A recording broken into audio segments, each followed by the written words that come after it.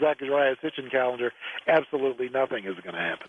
I remember vaguely something about a Project Looking Glass that Bob had talked about and read something about it in these documents, some sort of a machine where you could peek into the future. In time. Yeah. See back in time? Could you see forward? That one was just about seeing back in time. There was just another. There were other projects going on. He was in Project Galileo. That was the project, or what it was called then, with the back engineering of the disk. There was another one with a beam weapon, I think with a gravity lens, if I remember right, called Project Sidekick.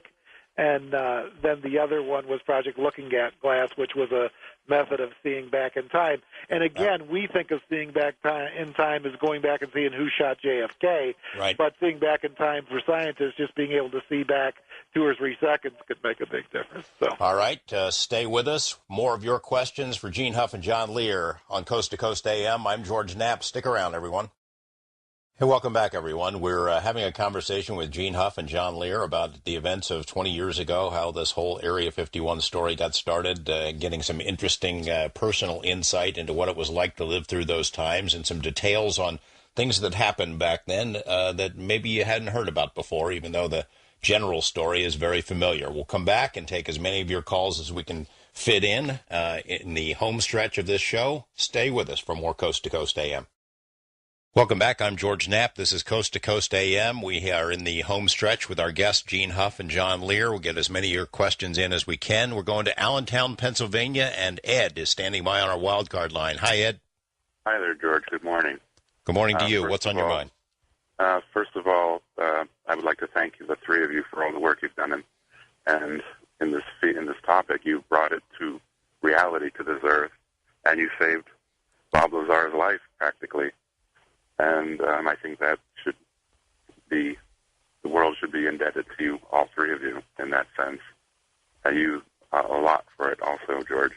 A line of levity, 20 years ago, I was watching Joan Rivers on a Tonight Show episode, and she made a UFO joke that I thought was hysterically funny, and I want to share it. Okay. She said, "You'll never see a UFO land on the Jewish front lawn." And the audience laughed, and she said, because they turn it over to see who manufactured it. Anyway, I have a question. It's a compound. Is element 115 manufactured by any corporation? Is it regulated by the government?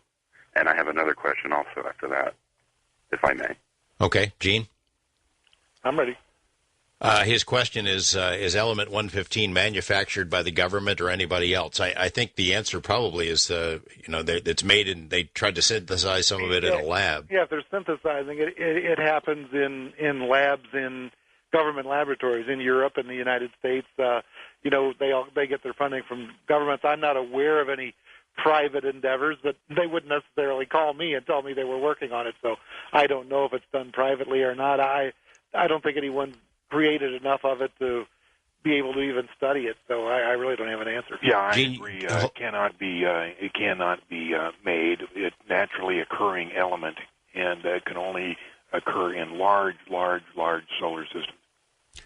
Gene, wasn't there a time when one of these labs, these heavy ion labs that you referenced earlier, they were contacting Bob for information about 115, even though, he's a non-scientist and a phony and all that stuff in the view of a lot of people? Yeah, some scientists from Germany, they had about 100-page formula, literally 100 pages of a physics formula all about 115, and it was gibberish to me. I was lost. I joked. I told Bob if I were him, I'd put times 0 equals 0 at the end of it. That's how complex it was. I'm sorry. Go ahead. And but anyway, there are people. There are people who firmly believe there's an island of stability, and certainly with isotopes that there will be that heavy stable elements do occur elsewhere.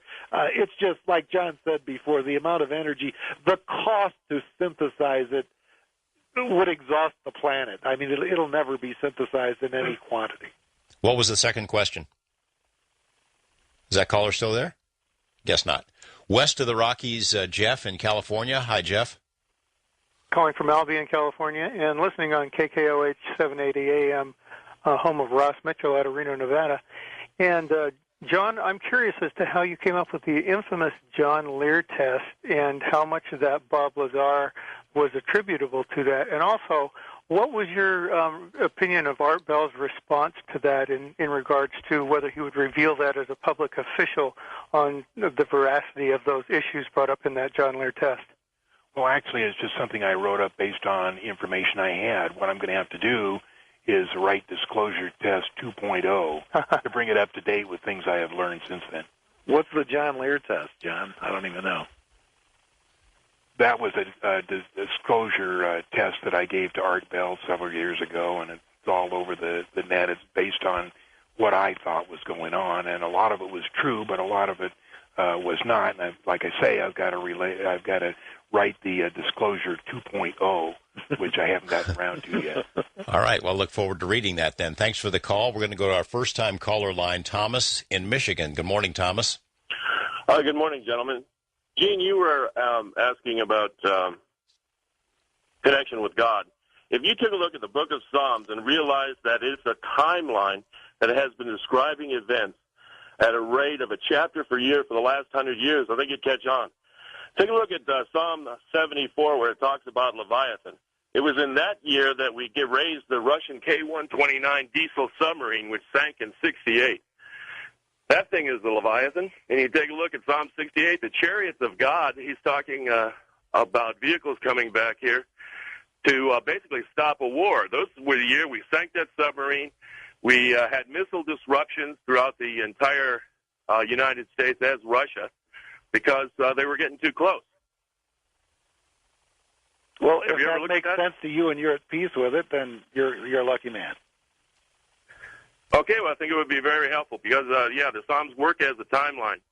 They explain everything that's going on. We have 9/11 in there. We have the 91 Gulf War in there, World War II, Holocaust, the atomic bomb development in 1945.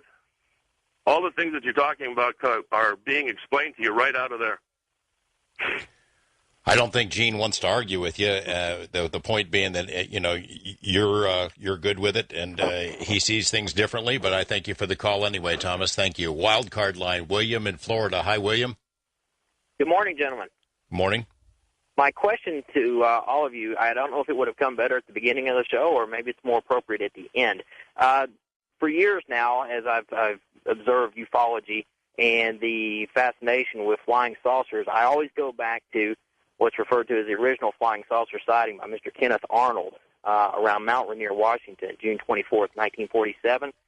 Mr. Arnold made a comment saying that described a boomerang-shaped object that skipped like a saucer but did not look like a saucer. Flying saucers, from what I've seen, have never been seen prior to him saying flying saucers. And I know several of the gentlemen there are pilots, as am I, and you know that a flying saucer, per se, is a aerodynamically inferior design. If it was a good design and it would work aerodynamically, the space shuttle would probably be a flying saucer. I'm very interested in your response to that, and in your opinion, is all this flying saucer stuff, for lack of a better term, could it be based on misinformation from the very beginning, from 1947? Well, first, what you're saying isn't true. If you take a look in videos and books and printed information about objects in the sky in antiquity, in centuries past, there are saucer-shaped objects in that people have seen in the sky long before Kenneth Arnold. Yeah, I agree with that. So what the paradigm you're setting up is not correct. The other part of it is aerodynamics even a factor in building a saucer? No, they're not flying through the wind with a winged aircraft. I mean, the I don't want to start a moon argument with John, but the moon rovers didn't look like a 747 either. You know what I mean? They weren't flying in air in our atmosphere. So. Thanks, William. Appreciate the call. Mike in Indiana, also on a wild card line. Good morning, Mike. Morning, guys. And just to add to that previous caller with the disc shape, take a look at a Frisbee. They're round. Good point. I got a question for you guys. I don't know if you're going to have an answer for it or not, but you probably will. Who invented nanotechnology?